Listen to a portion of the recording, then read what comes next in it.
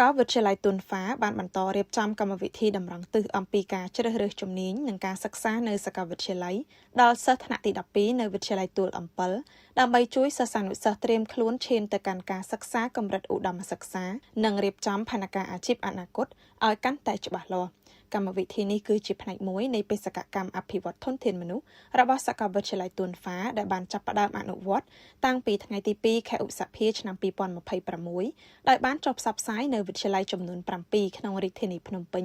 រួមមានវិទ្យាល័យជាសៀមសាមគ្គីបាក់ទូកព្រះស៊ីសុវត្ថិហ៊ុនសែនចម្ពោះវ័នហ៊ុនសែនភ្នំពេញថ្មីសម្ដេចហ៊ុនសែនប៊ុនរ៉ានីច្បារអំពៅនិងវិទ្យាល័យទួលអំពិល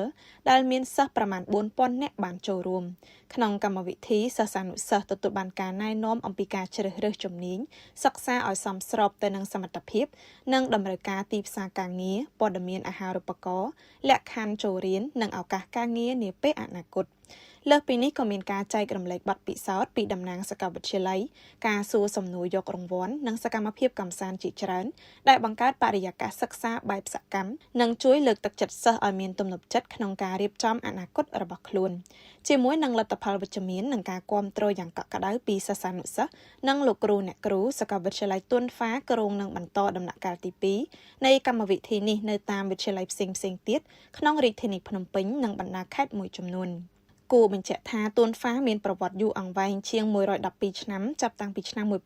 1914ហើយបច្ចុប្បន្នបានវិវត្តខ្លួនជាសាកលវិទ្យាល័យថ្មីមួយក្រោមការបង្កើតដោយសមាគមនិកាយចិនទាជីវនៅកម្ពុជា